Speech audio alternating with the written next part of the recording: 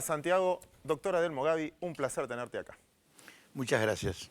Bueno, quiero que le cuentes a la gente, ahí está tu cámara. Empezaste de abajo, como decía, como inversor, venís de Venado Tuerto. Y hoy presidís la Bolsa de Comercio de Buenos Aires, quizás una de las instituciones más antiguas y más fuertes de la Argentina. Bueno, todas las cosas tienen inicio, y yo también. Me inicié en el sistema bursátil jugando de chico, a los 9, 10 años. En Venado Tuerto llegaba el diario de la mañana a las 6 de la tarde. Y yo llegaba del colegio y miraba el diario, la primera página que miraba eran las cotizaciones bursátiles. Y no te mandaron un médico. Y la realidad es que ahí empecé a darme cuenta que un inversor bursátil es un patriota. A ver. Porque cree en la empresa que va a invertir, que es parte del país. Y si hay mucha inversión privada, hay más generación de empleo, hay empresas que pagan mayor cantidad de impuestos, hay mayor empleos de mejor calidad, mejores salarios, en definitiva un círculo virtuoso que hace grande a los países. Los países que generan empleo privado son países importantes. Los países que solamente se dedican a generar empleo a través de las instituciones públicas terminan siempre en lo mismo. Es una crisis que tarde o temprano llega. Es distinto, es muy diferente gastar que invertir. Y a veces a los que estamos en bolsa dicen, che, qué timba, y uno dice al revés. Es lo mejor que podés hacer, es que el dinero circule, como decías recién, en empresas argentinas, en bonos argentinos, que la plata sea reinvertida. Claudio, yo cuando dicen que la bolsa es una timba, me río. Porque en realidad es lo más lejano a ser una timba. Primero, la inversión bursátil es una inversión como puede ser una inversión en inmuebles, una inversión en automóviles, en un comercio, en cualquier tipo de cosa. Tiene un problema que además es una fortaleza, paradójicamente. El problema es que todos los días sabemos cuánto vale, en cuánto está cotizada nuestra inversión. Claro. Entonces, si esa inversión está para abajo, decimos estamos perdiendo. Si esa inversión está para arriba, decimos estamos ganando. La realidad es que no estamos ni ganando ni perdiendo. Es cuando se efectiviza. Cuando se vende si ganaste o perdiste. Uno no está todo el día mirando el precio de su casa para saber si tiene. Y es paradójico porque en realidad esa es la fortaleza que tiene la inversión bursátil. Ante un problema, vos tenés la forma de hacerte inmediatamente del físico, del líquido, para encarar otro negocio, para encarar una solución de un problema que podés tener, etc. Pero lo que sí quiero que quede bien en claro, que el que invierte en una bolsa, el que invierte en una empresa del país, está haciendo patria. Y no le va a ir mal. Yo hace 51 años que invierto en bolsa. Y les garantizo que no me ha ido mal. ¿Cuál fue la primera acción que compraste? ¿Y qué edad tenías? Bueno, Así yo voy vine a incluyendo Buenos a Aires, a los 17 años. En aquella época la mayoría de edad era los 21. Entonces yo no podía tener una cuenta en ningún lado. Pero mi hermana sí tenía 3 años más que yo y cuando ella tuvo la mayoría de edad pudo abrir una cuenta que yo la operaba. El primer papel que compré fue Papelsin, una papelera que ninguno de los que están acá y la gran mayoría de la gente la conoce. A partir de ahí, y siendo una rata de biblioteca, iba todos los días a la biblioteca de la bolsa a ver los balances, uno fue tomando determinaciones en dónde invertir. No es lo mismo invertir en un campo en la zona núcleo de la Argentina a invertir en un campo en la zona boscosa de la Argentina. Entonces también en la inversión bursátil es lo mismo. Uno tiene que buscar la inversión en buenos balances, en buenos empresarios, en buenas expectativas, en empresas que crean buenos productos y que tengan posibilidades futuras. Se acabaron las preguntas fáciles porque se sumó Santiago Bulata a la mesa. Estás en el horno ahora. No, pero justamente con lo que venías diciendo de las inversiones de los argentinos, ¿vos crees que tenemos una visión más a largo plazo del inversor argentino o más cortoplacista? Bueno, ese es el error. En general creo que los argentinos piensan en el corto plazo y hay que pensar en el largo plazo. Cuando uno compra $1, yo, por ejemplo, honestamente, solamente compro dólares cuando tengo que viajar y cuando vuelvo los vendo inmediatamente como si fuese un virus. Porque la realidad es que el dólar todos los días pierde capacidad de compra. Porque en los Estados Unidos, el país de emisión del billete de dólar, Sí. tiene inflación. Seguro. Mientras que en una empresa, cuando uno compra una acción, todos los días va produciendo, va generando flujo. Ese flujo futuro es el que da la utilidad del futuro. A mí, por ejemplo, hasta me da antipatía, me da bronca que mucha gente lee el diario a ver cuánto vale el dólar. Acá lo importante es ver cómo está el país, es ver cómo están las empresas. Y para ver todo eso, hay una sola página del diario que hay que leer, la de las cotizaciones bursátiles. La cotización es un precio, ¿qué crees más? En la cotización, en el precio de la acción, que si sube algo está pasando, que si baja algo está pasando, o te puedes referir en los balances en una época como hoy, donde los balances para mí no son creíbles porque como no hay ajuste por inflación, es muy difícil determinar cómo le va a una compañía por el balance. Bueno, una empresa que hoy trae un buen balance tiene doble mérito. Claro. Primero, la actividad privada, cotiza en bolsa o no cotiza en bolsa, está siendo sumamente castigada porque paga muchas veces impuestos por ganancias que no tienen, ganancias ficticias, porque al no haber ajuste por inflación, los bienes, los valores, son de hace 10 años, y la realidad es que en 10 años hubo una inflación infernal. Entonces, hemos tenido, por ejemplo, un caso concreto esta semana en la bolsa. El lunes vino una empresa de electrodoméstico con un balance espectacular. El martes, el miércoles y el jueves, las bolsas del mundo bajaron por el tema chino. Pero esa empresa subió 4% el martes, 6% el miércoles y 12% el jueves. Es una empresa argentina que uno la ve todos los días, fabricante de electrodomésticos, todo el mundo la conoce. El solo mencionarte, cualquier televidente dice, sí, en mi casa tengo un producto de esa empresa. Entonces los balances son importantes, porque ese balance, si tuviese las ventajas de un país normal, sería espectacular. Así todo fue un gran balance. Está muy bien. Justo ahora, bueno, fueron las PASO. ¿Y cómo ves que influyó justamente en la bolsa el tema de las PASO? ¿Cómo repercutió? Bueno, no repercutió. No repercutió. El lunes la bolsa tuvo una gran suba, pero fundamentalmente fue producto de un fallo de la Cámara de Apelaciones de Nueva York, en donde le puso freno al juez Griesa. Y Argentina, que aparentemente podría llegar a tener una deuda en manos de Griesa de 7, 8, 10 mil millones de dólares, esta Cámara de Apelaciones circunscribió esa deuda en manos del juez Griesa en 1.000 y pico de millones de dólares. No es lo mismo tener una espada de Damocles de 1.000 y pico de millones de dólares que de 8, 9, 12, 10 mil millones de dólares. Entonces, el día lunes hubo una influencia muy importante que no tuvo nada que ver con el tema político, aunque algún medio, interesado o no, supuso que era por ese tema. Seguro. El hecho concreto es que el martes, ante noticias externas como la devaluación china, el mercado no pudo soportar una información de ese tipo. Si hubiese sido por el resultado de las PASO, automáticamente el martes hubiese ido subiendo. Lindo ejemplo, te voy a robar en medio de preguntas en este caso, que es el siguiente. Hablamos del corto plazo que proponía Santiago y el largo plazo. Entonces vos decías, hay cosas que sirven de largo plazo, por ejemplo un balance, por ejemplo el management, que le creas que tenga un buen día. Y hay cosas de corto plazo, una devaluación en China, una elección política, no sé, una mala noticia, el clima o lo que fuera. Que eso es lo que te tiene que servir para operar, para comprar una buena empresa a precio barato.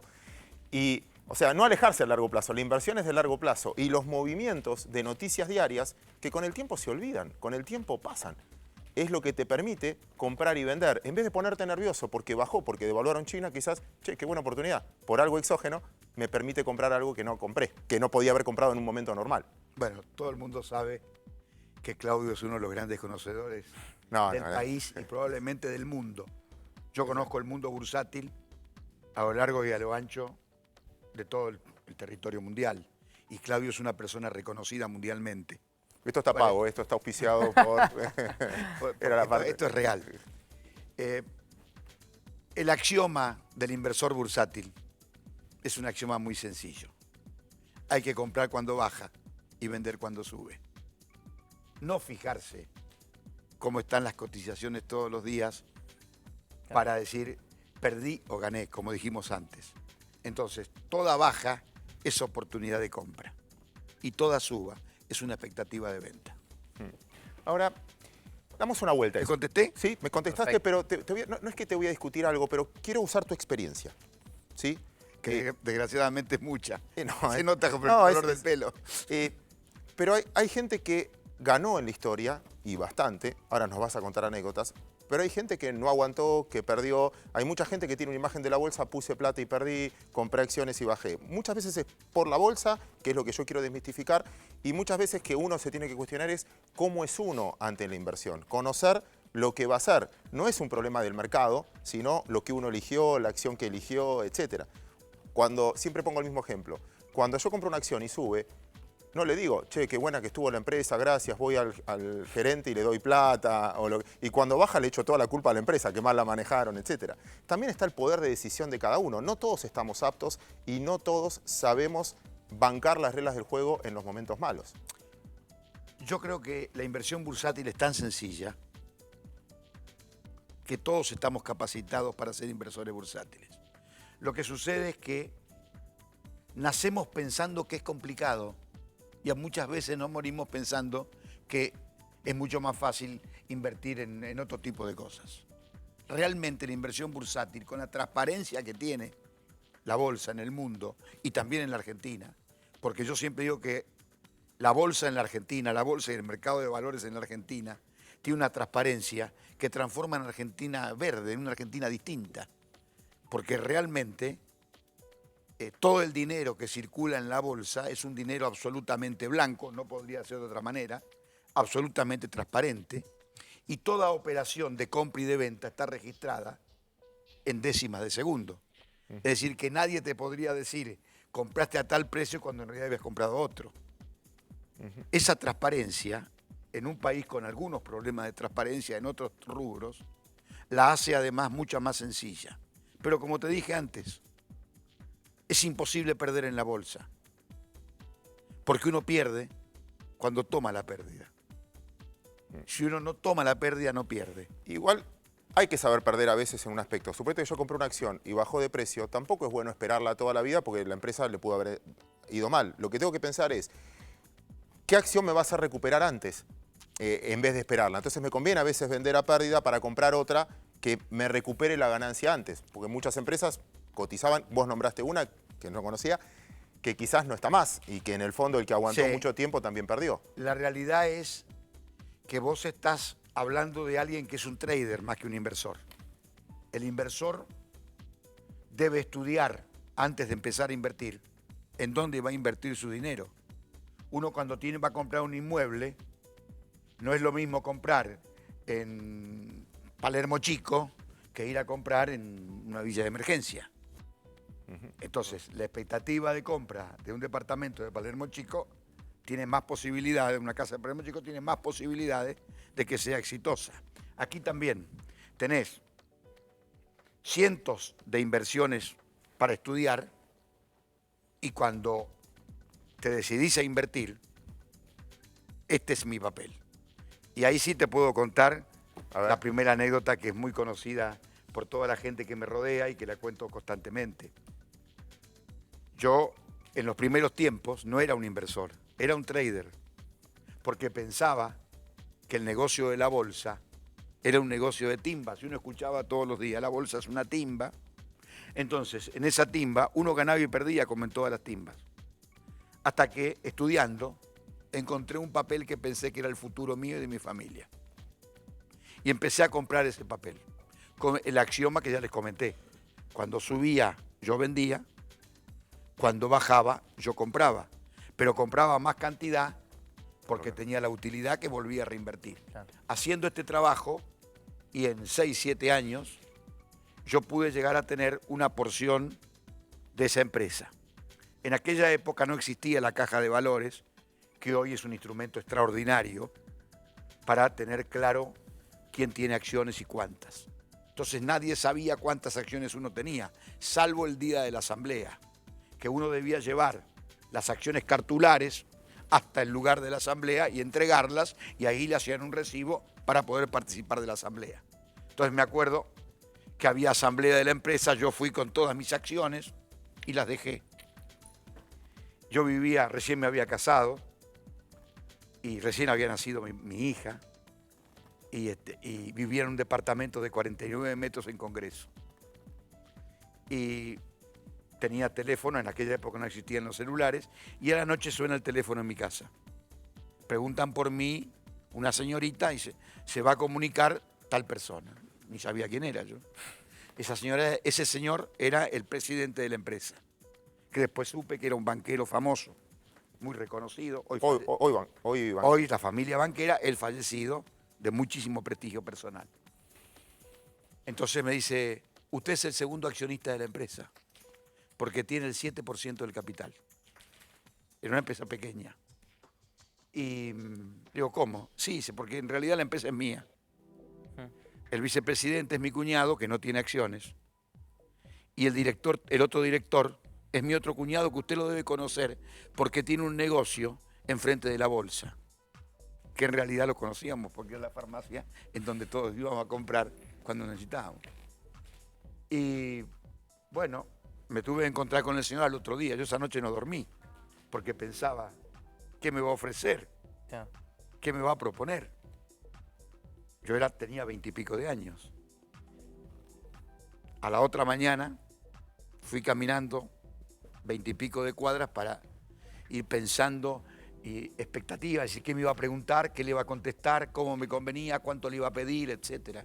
Y este señor era un banquero, fui a su banco. Ya ahí me sentí muy chiquitito. Y me dice, bueno, creía que usted era una persona más grande. Mentira, él sabía quién era porque ya había averiguado todo. Y me dice, bueno, ¿qué quiere hacer? ¿Ser vicepresidente de la compañía o vender las acciones? Y yo soy un hombre de la bolsa. Elegí este papel porque fue mi expectativa de vida en los últimos años. Si vendo este papel, con ese dinero empezaré a estudiar otro papel para comprar. Dice, bueno, ¿cuánto quiere? No, yo no le puedo poner el precio. Y el valor de cotización era 1,47. El valor del libro 3,15. Entonces yo decía, si me dice 2,80, le doy un beso y se las entrego todas. Claro. Y entonces me dice, mire, yo soy un hombre serio. Si digo que la empresa vale 3,15 y firmo los balances, le tengo que ofrecer más que eso. Yo ya no sabía dónde ponerme. Y me ofreció el 25% por encima de ese valor. Entonces le digo, me parece una barbaridad. Dice, ¿le parece poco? No, me parece muchísimo. Dice, bueno, aquí cerramos la operación. Yo ya le compré y usted ya me vendió. Pero le voy a dar unos consejos de vida que le van a ser útiles. Nunca le diga que sí a un banquero cuando hace una proposición. Pero yo estaba dispuesto a pagarle mucho más. Ya me quería suicidar. Porque la verdad que era una buena... Pero mi ganancia ya estaba. Dice, además no hablé cómo le voy a pagar. Dice, yo le voy a pagar a una moneda constante, porque este es un país con inflación. Y dentro de unos meses, cuando usted termine de cobrar, va a cobrar menos. Entonces va a ser... Hay que poner un valor de la moneda para que usted cobre indexado. Claro. Y ahí fue mi inicio importante como inversor. A partir de ahí, yo soy un inversor de todos los días y me permitió llegar a ser presidente de la bolsa, que si bien no tiene ningún ingreso, no significa nada económicamente, es junto a mi mujer y a mi hija y a mis nietos el mayor honor que tuve en mi vida. Y que Dios me ha dado la suerte de seguir teniéndolo. Yo compré acciones de Baeza y todavía no me llamó nadie. Bueno, pero ahora te pueden contactar si te ven por claro, no existe más. Además, justamente vos decías que, bueno, sos un inversor de toda la vida, ¿no? Por lo que venías contando. ¿Cómo viviste vos la transición de lo que fue estar en el recinto gritando para comprar y vender esta acción, estar justamente con los papeles y ahora que se hace todo por un sistema operativo que es electrónico? Bueno, la pregunta es muy buena. Porque yo fui de los que pensaba, no quería irme a la electrónica, porque uno veía el grito compro, vendo, y también tomabas una sensación del mercado. Seguro. ¿Cierto? Es decir, si la gente que conoce mucho el tema está comprando un papel, vos te sentís amparado y tenés la sensación de que eso va a subir y dice. Pero la realidad es que la tecnología es la tecnología. Y a mayor tecnología, mejor mercado. Uno tiene que adaptarse por suerte nos pudimos adaptar. Y en este momento, y esto es muy importante en un programa como este, que seguramente hay gente joven mirándolo, estamos a las puertas de un cambio tecnológico en el mercado argentino que va a ser revolucionario. La Caja de Valores ha comprado el sistema Millennium, que nos va a permitir operar directamente sin hablar con el agente de bolsa.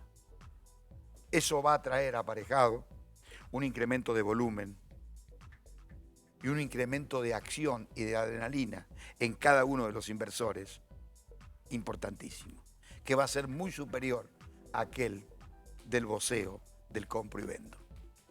Un gran ídolo de mercado, seguramente vos lo conociste mucho más, Jaime Benedit, me decía en el recinto de operaciones que cuando un operador miraba mucho el reloj es que era vendedor, porque tiene tiempo para vender. Vos fíjate, si mira mucho el reloj, es vendedor. Si grita muy fuerte, es comprador. Que a veces esas sensaciones que uno se lleva del recinto. Hay mucha gente que se está comunicando con nosotros con algunas preguntas. Yo voy a hacer la primera y después si aceptás, porque ni las conocemos. Absolutamente todas. Lo que venga de las preguntas. Pero te quiero hacer una pregunta más ligada a Argentina en esto. Suponete que Argentina es una acción. Argentina Sociedad Anónima. A estos precios de hoy, como la ves hoy, ¿sos comprador o sos vendedor? Absolutamente comprador. Dame motivos. Bueno, el primer motivo es uno que hablamos recién, que es motivo práctico. Los valores argentinos no están en sus verdaderos valores porque los activos de las empresas argentinas no están actualizados desde el año 2002.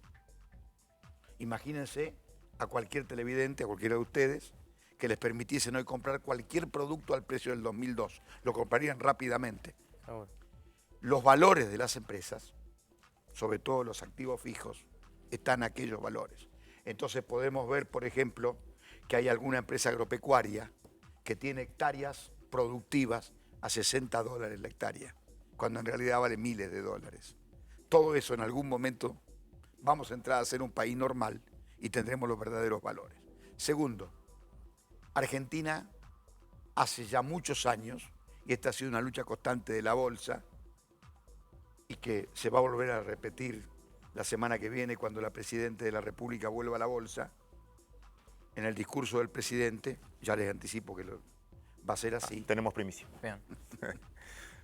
Es increíble que este país sea un país fronterizo para los mercados, para los analistas internacionales. Nosotros tenemos la categoría de fronterizo como Botswana, como Ghana, como países que en realidad prácticamente no existen en la inversión bursátil. ¿Por qué? Porque al no haber libertad en el juego de las divisas, en la compra y venta de divisas, en lo que la gente denomina comúnmente el cepo, Argentina no está en la mira de los inversores internacionales. Si pensamos que en otras épocas, cuando había libertad de transacción de las monedas, Argentina era un país que tenía un porcentaje importante dentro de las inversiones de los países emergentes, que en algún caso llegó a más del 20% de la inversión de países emergentes y que hoy estamos en menos del 0,5%. Mire si tenemos para crecer. Y como bien decía Claudio hace un rato, ¿cómo crecen los mercados? Cuando hay demanda. Entonces cualquier demanda que venga, por pequeña que sea, va a valorizar los papeles argentinos a precios que a lo mejor van a ser tan altos que van a volver a ser ridículos. Hoy por lo bajo, mañana por lo alto. Por lo alto. Sí, constante eso. ¿Vamos a las preguntas de la gente? Sí. Te invitamos, entonces vamos a ver el monitor. Sin duda ahora van a aparecer algunas. Ahí la primera, a ver, vía Facebook. ¿De qué forma puedo mantener mi capital en dólares y además obtener más o menos un 10-15% anual? Bueno, René, estoy viendo que te llamas René. Sí, muy bien. Realmente... Ahí está. Realmente, Ahí está René. Ahí está René, bueno. Realmente es una pregunta muy sencilla de contestar. A ver. Cualquier empresa que vos observéis que tenga un buen balance y que tenga alguna expectativa futura favorable, te va a dar infinitamente más del mantenimiento del valor en dólar y del 10 al 15%. Porque la realidad es que el que invierta en bolsa hoy, sí pone atención en qué papel invertir, va a ganar mucho dinero en moneda constante. Porque lo que sí hay que decirles es que a pesar de todas las crisis, la bolsa argentina es, creo hoy, Claudio sabe mucho más que yo de eso, la bolsa que más subió en el mundo en el último año en dólares. Sí, sí, sin duda. Porque está la expectativa de un cambio trascendental. Y en ese cambio trascendental, quienes más se van a favorecer son los argentinos. Van a tener mejores salarios, mejores inversiones, mayor inclusión social. Y también nos vamos a favorecer los inversores, porque las empresas van a ganar mayor dinero, porque va a haber mayor consumo. Y entramos en el círculo virtuoso de la inversión, en esa química espectacular de transformar el dinero especulativo en inversión. Muy bien. Como es en todos los grandes países del mundo, y como fue en la Argentina y como va a volver a ser en la Argentina. Mientras que preparan la próxima pregunta, un dato de color a lo que decía él. ¿Saben cuál fue la bolsa que más subió en las últimas 2 semanas? Para que vean que de todas las crisis, tarde o temprano se salen. La de Grecia. Duplicó casi el valor. ¿Viste? Ya no está más en la tapa de los diarios. Eso para que vean que a veces esas crisis también son oportunidad de compra. Próxima pregunta. A ver. Ahí la vamos a leer en el monitor, también vía Facebook.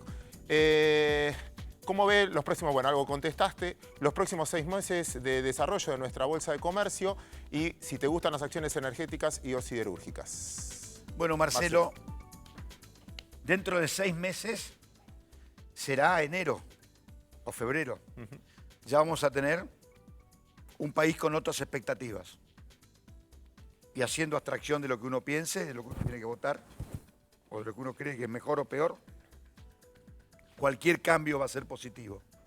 Y ese cambio positivo va a traer aparejado que en el caso de las empresas energéticas, con otros valores de tarifas, tengan una expectativa absolutamente favorable.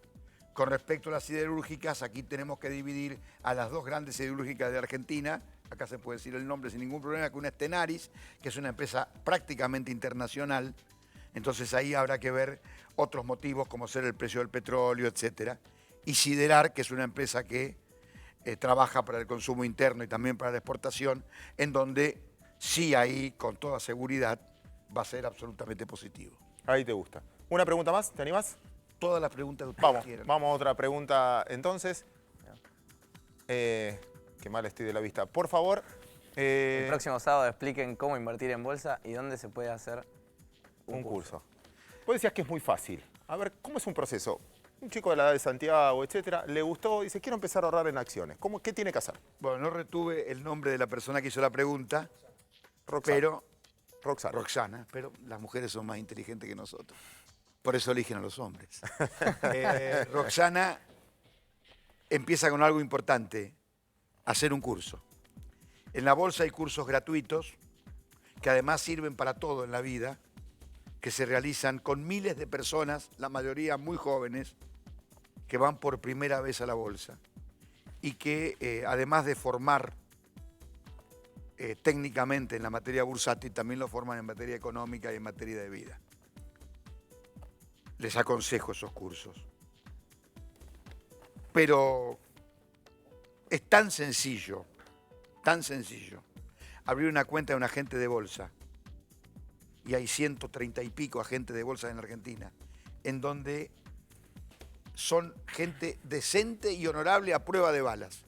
Primero porque son honorables, la mayoría vienen de generación en generación, y segundo porque tienen un control por parte del mercado de valores que no creo que exista en otro ámbito de la Argentina. Es muy sencillo operar en bolsa.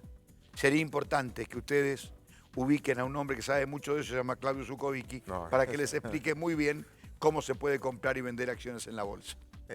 Adelmo, última parte, nos tenemos que ir despidiendo. La gente de Random House, literatura Random House, siempre nos da 2 libros. Pero para conocerte más, vos tenés que elegir uno de los 2 y contame por qué te lo llevas. En realidad vamos a mostrarlos en cámara, el de Tomás Abraham, La dificultad, y Aguilar Camín, Adiós a los padres. ¿Sí? Ahí mostramos. Bueno, yo me llevaría Adiós a los padres. A ver. Porque uno jamás le tiene que decir adiós a los padres. A mí mis padres me formaron y los recuerdo todos los días. Hoy cuando venía para el programa me afeité como todos los días. Y la primera vez que me afeitaron, me afeitó mi papá. Entonces todos los días me acuerdo de él.